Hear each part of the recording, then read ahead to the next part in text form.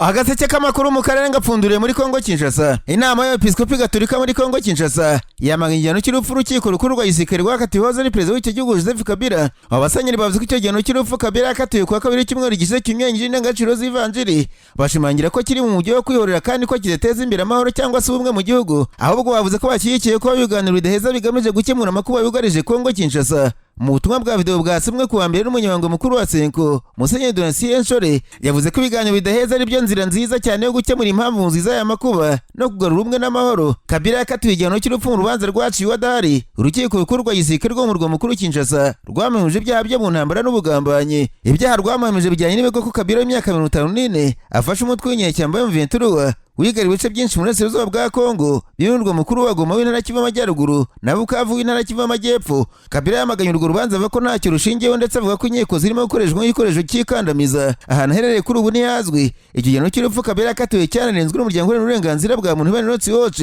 Mu itangazo wasohoye mu cyumweru gishize avuze ko Kabila aburanishijwe adahari kandi nta bunganizi mu mategeko yari afite. Human Watch yavuze ko ibyari honyora ry'uburenganzira bwo kuburanishwa mu rubanza ruboneye buteganywa mu mategeko mpuzamahanga y'uburenganzira bwa muntu. Rawisi muje mukuru wa ishami rya Afurika yaragize ati gushidikanya ukwiye kuba Kongo arabaye ihonyorwa rikomeye ry'uburenganzira bwa muntu ku butegetsi bwagiye bukurikirana, ndetse abahoze ari abategetsi bakwiye kuryozwa ibyo bakoze nabi. Inzego z'umutekano za leta zakoze ibikorwa byinshi by'ihotera mu gihe cy'imyaka 18 Kabila amaze ku butegetsi, ndetse Human Rights Watch n'abandi twakomeje gusaba ko ubutabera ariko kuryozwa ibyabaye gutakaza agaciro kose yo gukozwe binyuze mu manza zisa n'ikinamico. Ingabo za Kongo zihanganye n'umutwe w'inyeshyamba M23 mu ntambara yongeye kubura mu mpera z'umwaka wa 2021. Kinshasa, raporo z'inzobere zone hamwe n'ibihugu byinshi byo mu burengerazuba bw'isi bashinja u Rwanda gufasha M23, ikirego u Rwanda rwakomeje guhakana. Human Rights Watch yavuze ko igira urubanza rwa Kabila rwabereye nacyo ubwacyo giteye amakenga, kuko Kabila ari umuntu ukomeye muri politiki ya Kongo Tshisekedi akaba ashobora kuba amubona nk'uteje inkeke ya politiki muri iki gihanganye na M23. Mu butumwa bw'abasenyeri ba Kongo bwanashyizweho umukuru na musenyeri mukuru wa Lubumbashi Fulgence Muteba, perezida wa Cenco, basabye ko habaho umuhaturire wo guca igihano cy'urupfu no gushyira imbere kubaka igihugu no gutuma ubusugire bwa Kongo n'ibintu myiza y'abanyekongo. Bongeye gusaba abategetsi ba Kongo, abatavuga n'ubutegetsi bitwaje intwaro n'abatitwaje intwaro, imiryango itegamiye kuri leta n'abaturage ba Kongo Kinshasa kurwanya impamvu zinyuranye ziteza amakimbirane zituma habaho umuco w'urupfu n'ibyago bikomeye by'uko igihugu cyacikamo ibice. Human Rights Watch ivuga ko igihano cy'urupfu Kabila yakatiwe kigaragaza neza ko bikenewe ko Kongo yubaka inzego zikomeye bihagije ku buryo ziryoza abategetsi bo mu gihe cyashize n'abubu ibyo bakoze no kureka gukoresha inkiko nk'intwaro zo kwihimura muri politiki. Hanyuma ariko imirwano mishya yavuzwe kuva kuwa mbere mu gitondo hagati y'inyeshyamba za M23 na Wazalendo ahitwa Ruke muri teritwari ya Masisi mu ntara Kivu Amajyaruguru, nk'uko amakuru aturuka muri ako gace bitangaza ngo urusaku rw'intwaro zemereye n'izoreje rwatangiye kumvikana kuva saa 1 za mu gitondo. Nk'uko inkuru ya Actualités bivuga, biravuga ko inyeshyamba za M23 zagabye igitero ku indiro bya Wazalendo na FARDC muri Ruka hagamijwe kwirukana no kwagura akarere zigenzura, ariko ntiyavuga uko byarangiye. Iyi nkuru yibutsa ko hari hashize hafi ukwezi inyeshyamba za Wazalendo na FARDC bageze muri ako gace. Hanyuma imirwano yakomeje kuwa mbere hagati y'ingabo za leta ya Kongo FARDC n'inyeshyamba za M23 mu ishyamba rya Kibanda-Mangobo riri muri teritwari ya Shabunda muri Kivu Amajyepfo. Nk'uko amakuru aturuka mu gace bitangaza, ingabo za leta zishyushye n'inyeshyamba za Wazalendo zanganye n'abarwanyi ba M23 zihuza kugera ku murwa mukuru wa teritwari ufatwa nk'ukungaye cyane ku bucukuzi bw'amagaciro muri Kivu Amajyepfo. Hagati y'urundi rugamba rwafunguwe umunsi Rubimbe, Kibanda-Mangobo, Rutunguru ndetse na Murambura. Abakurikirana hafi y'imirwano bavuga ko abarwanyi b'urya M23 bagamije kwigarurira teritwari za Shabunda na Mwenga.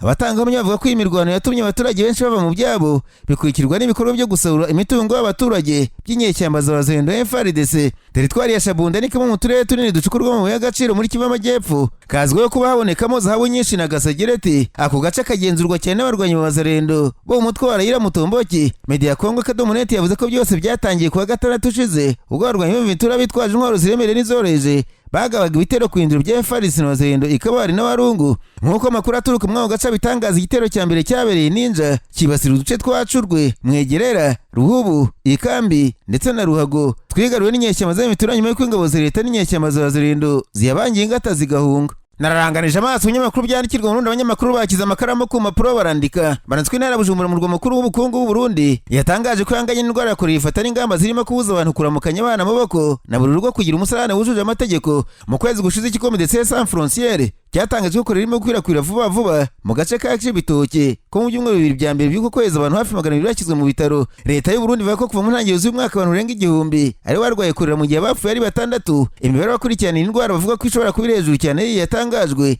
Umwe mu bategetsi muri Minisiteri y'Ubuzima asubirwamo n'ikinyamakuru mu Burundi avuga ko imibare y'abarwayi ba Korera mu kwezi gushize kwa cyenda iruta indi yose yabonetse mu kwezi kumwe mu myaka 5 ishize. Minisiteri y'Ubuzima mu Burundi yasohoye amatangazo aca ku maradiyo ahugurira abantu ko bakurinda indwara ya Korera irimo kuvugwa muri Bujumbura n'inkengero zayo. Ishami ryita ku buzima MS mu Burundi riheruka gutangaza ko kubera kwiyongera ko abarwayi ba Korera muri Bujumbura na Cibitoke ko ririmo gufasha gutanga no gushinga amahema ku bitaro bya Prince Regent Charles Bujumbura kugira ngo bibashe gukomeza kwakira abarwayi. Amakuru agera kuri BBC avuga ko ibitaro mu minsi ishize byari byugarijwe n'umubare munini w'abantu byakira bafite ibimenyetso by'indwara ya Korera. Mu itangazo ry'umukuru w'intara ya Bujumbura Aloys Ndayikengurukiye ryo kuwa mbere yavuze ko urugo rwose rusubwa guteganya amazi meza n'isabuni byo gukaraba. Ni mu gihe ariko mu murwa mukuru hashiriye kinini abatubinubira ubukene bw'amazi meza atangwa n'ikigo Regideso. Mu cyumweru gize mu nama yahuje abategetsi batandukanye bashinzwe ubuzima bagaragaje ko ari ikibazo cy'abaturage badafite imisarane mu ngo zabo bigatuma bituma babonye nk'uko ibinyamakuru Burundi bivuga. Iyo myanda ava kwirukira mu mazi hanyuma kubera ubukene bw'amazi meza abantu bakava mu mazi muri za nzuzi amazi mabi arimo umugero wa Korera. Umukuru w'intara ya Bujumbura mu itangazo ryo kuwa mbere yasabye Regideso gutanga amazi mu turere tubangamiwe cyane cyane ku mavomo rusange. Ikigo cy'ubumwe bwa Afurika cyo gukumira indwara Africa CDC kivuga ko abanduye Korera muri Afurika bitezwe kurenga 300 kugera mu mpera z'uyu mwaka inshuro 3 tugereranyije 2022. Iki kigo cyavuze ko indwara kuri biri kwica ku kiro cya 2.1% mbere kivuga kuri hejuru wari witezwe. Africa CDC ivuga ko Korera yongereye vuba mu Burundi mu gihe muri Chad ahandi ivugwa hari ikibazo cyo kugira no kugeza ubufasha mu bice yibasiye mu gihe ngo indwara ikomeje kuboneka muri Sudani nubwo yaganutseho 40% ariko ngo ubwandu bwayo buracyagaragara. Muganga no kwirakwira kw'indwara intara ya Bujumbura ibwira abaturage ko bibujijwe gutembereza ibifungurwa bihiye ku mihanda kandi ko bayakurira imyanda iva mu misarane mu miferege bazahanwa. Agaseke k'amakuru mu karere ngapfunikire muri Uganda abanyamakuru bakozeje ba muri no barandika banditswe perezida w'iki KNUP bwana cyangwa Batarias Boboine yavugiye mu karere ka Mukiyana kugiye perezida Museveni yatanga ubutetsi muhora azamurinda ntagire ikimuhungabanya. Bwana cyangwa yavuze ko Uganda itazigera itera imbere igihe cyose gitegetswe na perezida Museveni. Ikibanza ruko arekura ubutegetsi agashakirwa amasaziro meza. Uyu mugabo avuze ko adashaka kuvuga byinshi ngo adashinzwe ko yabakoresha ituruvu y'ubwoko n'akarere. Yebwe abaturage ba Uganda ko nta gikorwa remezo na kimwe leta yeneremo yabahaye ari mpamvu bakwiye kutazongera gutora perezida Museveni mu kwezi kwa mbere umwaka utaha. Uyu munyapolitiki nawe nk'abandi bose bashaka ubutegetsi yakigisa barimo n'abasirikare n'abapolisi avuga ko ku ngoma ye bazazamurirwa imishahara kuko bacunga umutekano bakunda kuzira abaturage kubera ko baba bashonje. Muri Uganda barimo bamaze igihe bigaragambye basaba ko bazamurirwa umushahara cyane cyane abarimu batigisha amasiyansi bahembwa urusenda. Amatora ya perezida muri Uganda ategerejwe mu kwezi kwa mbere umwaka utaha. Hagati ariko komisiyo y'amatora muri icyo gihugu iri kuvumirwa kugahera nyuma yo kutejeje agaciro abagore batatu bashaka guhangana na Madame Anita Yamonge usanzwe ari perezida w'inteko ishinga amategeko ya Uganda ku mwanya wo guhagararira abagore mu karere ka Bukede yasanzwe avukamo. Amatora y'abadepite muri Uganda nari umwaka utaha mu kwa mbere. Abo bagore uko ari batatu umwe ni wo mu ishyaka NUP undi FDC ndetse na NRM mu rukiko ntibabajijwe ndetse komisiyo y'amatora mu ibanga yabavanye ku rutonde rw'abasanzwe bemerewe gutorera muri Bukede. Ishyaka NUP binyuze kuri perezida waryo cyangwa Batarias Boboine yavuze ko bibaje kuba komisiyo ikora ibintu nka biriya. Avuga ko bitereye icyizere no mu matora iri gutegura asaba abaturage ko bahaguruka bakarwanya akarengane mu gihugu. Urukiko rwanzuye ko abagore badakomoka ari ariko abanyamategeko basanze harabayemo gusobanura itegeko rikavugishwa ibyo ritavuga. Imirimbanye na societe civile bahagurutse basaba ko urukiko rukuru rwa Kampala rwashishoza rugatesha agaciro icyemezo cya komisiyo y'amatora rukemeza ko abagore batatu bakomoka muri Bukedeya bagahangana na Anita Yamonge kuko byakozwe hagamijwe kumugira umukandida umwe rukumbi. Naho Humphrey Polepole wahoze ari ambasaderi wa Tanzania muri Cuba ariko bakaba basigaye anenga ubutegetsi yashimutswe n'abantu bataramenyekana uko byatangajwe no mu muryango we. Umuvandimwe wa Polepole yatangaje BBC ko yashimutswe mu masaha y'igitondo cyo kuwa mbere bamusanze bari hatuye mu mujyi wa Dar es Salaam. Yavuze ko yagiyeho yari hatuye agasanga urugi rw'inzu rwamenaguritse insinga z'umuriro w'amashanyarazi zicagaguye ndetse yari amaraso menshi mu nzu. Mu mashusho yafashwe akanakwirakwizwa ku mbuga nkoranyambaga yagaragaje ko yashimutiwe huzuye amaraso. Umuryango wa Polepole watangaje ko wahise utanga ikirego nyuma kugera mu rugo rwe mu gihe umuyobozi wa polisi w'umujyi wa Dar es Salaam Jumaine Muriro yavuze ko ari gukurikirana iby'iryo shimutwa kugira ngo amenyekane icyabaye n'ababigizemo uruhare. Umuvugizi wa polisi ya Tanzania David Musime yemeje ko babonye mu makuru yasakaye ku mbuga nkoranyambaga bakaba batangiye iperereza. Humphrey Polepole yeguye kuri yo kuba ambasaderi mu ntangiriro z'uyu mwaka nyuma yo kunenga leta ku mugaragaro. Yavuze ko atashobora gukomeza gukorera ubuyobozi budaha agaciro ubutabera amategeko n'amahame y'itegeko nshinga. Hanze mabwire ko kuri itariki 7 Ukwakira kwa 2023 abarwanyi ba Hamas barenze umupaka wa Israel na Gaza wari urinzwe cyane bagaba igitero ku baturage baturiye umupaka ndetse no kubari mu iserukiramuco rya muzika rya Nova. Kuri wa kabiri batandukanye muri Israel yateganyijwe ibikorwa byo kwibuka ariko abantu benshi bateraniye habera iryo serukiramuco rya muzika kugira ngo barire babo bahiciwe. Inshuti n'abavandimwe benshi baciriritse umunota umwe maze bacana buji aho hantu hiciwe abantu 370 nk'uko iri nkuru Deutsche Welle bivuga. Muri icyo gitero muri rusange abantu bagera ku 200 barishwe naho 51 bajyanwa bugwate. Icyo gitero cyakurikiwe n'intambara yo kwihorera n'ubu gikomeje muri Gaza.